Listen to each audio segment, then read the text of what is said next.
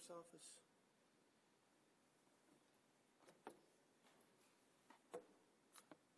I have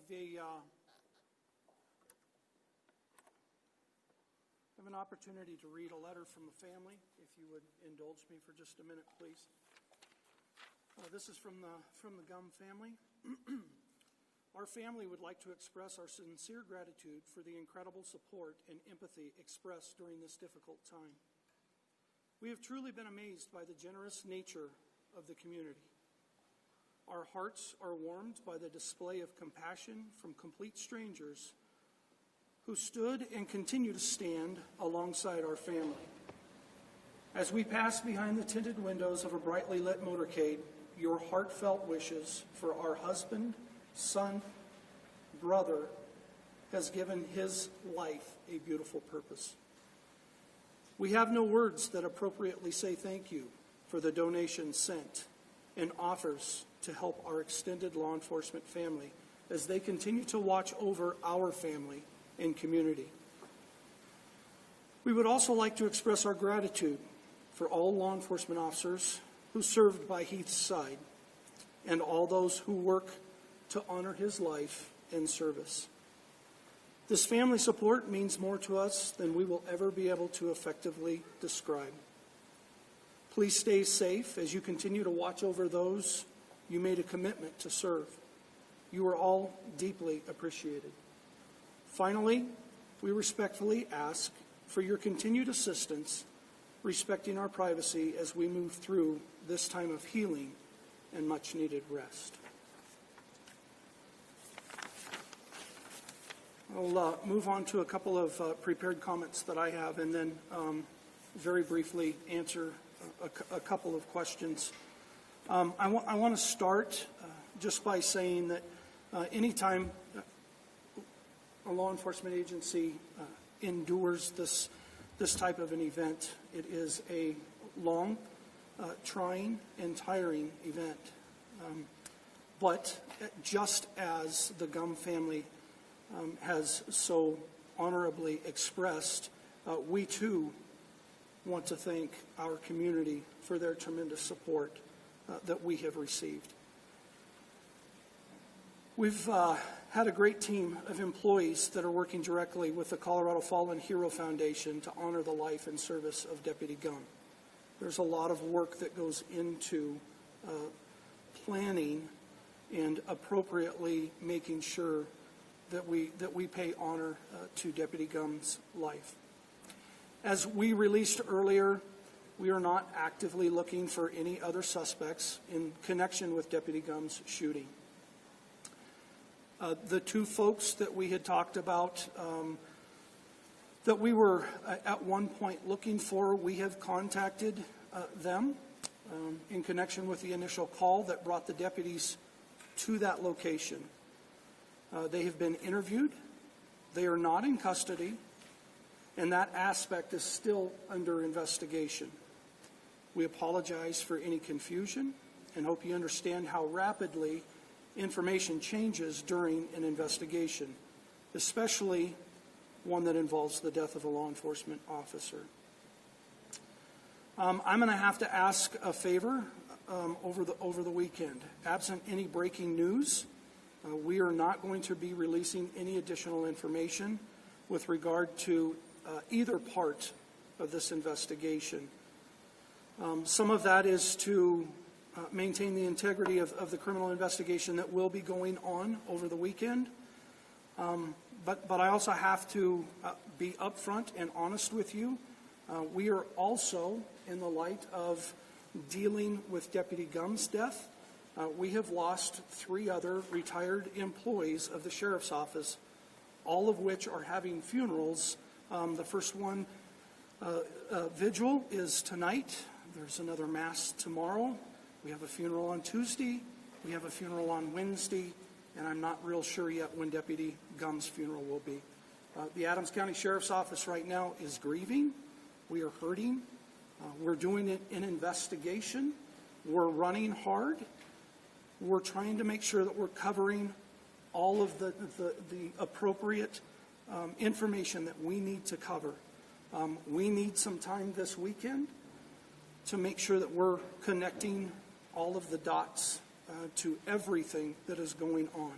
As I stated yesterday in our press conference, there's nothing other than taking care of our families that is more important to us than making sure that this investigation that we do is done appropriately.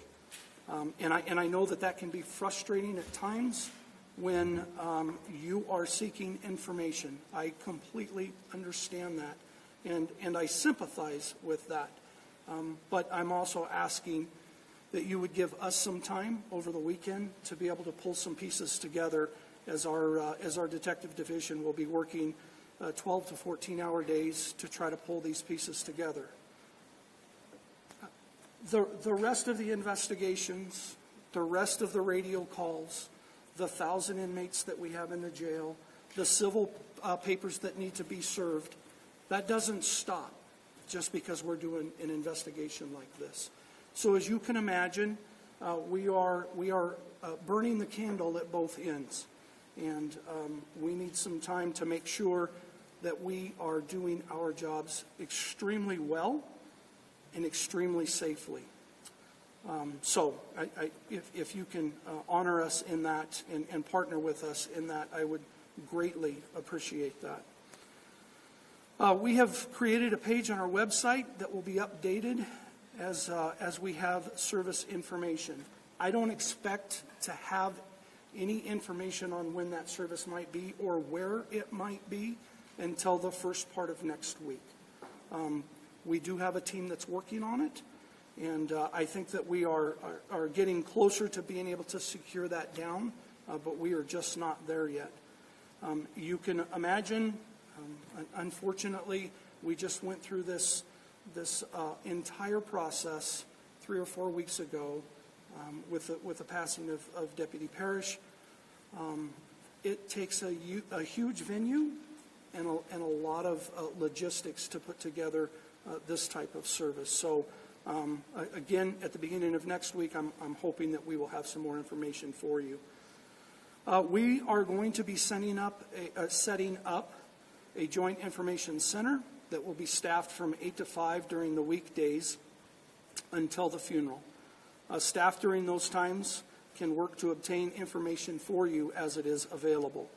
The phone number for that JIC is 720-322-1212. You can also send email requests to gumpio @gmail.com. As with any other time, calls to the PIO after 5 p.m.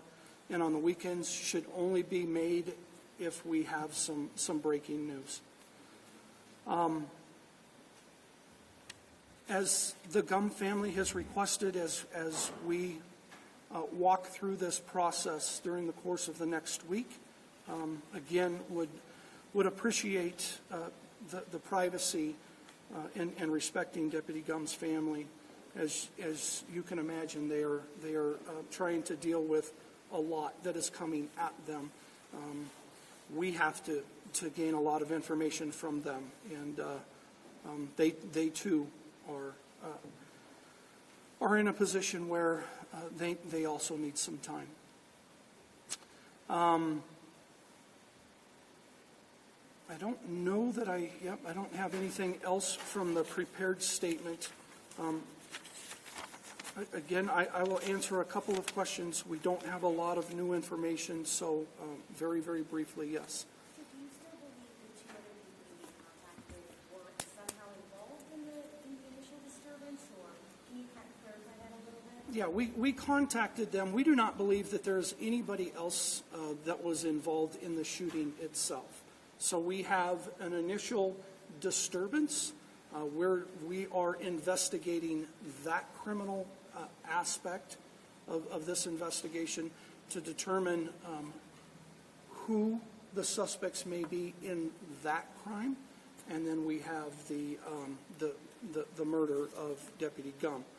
Those 2 individuals that we contacted were a part of that initial disturbance, yes. and we were able to gain some information from them. Are these suspects in that initial disturbance? At this point, they are not. Sheriff, is there any overlap between those two and the accused shooter here?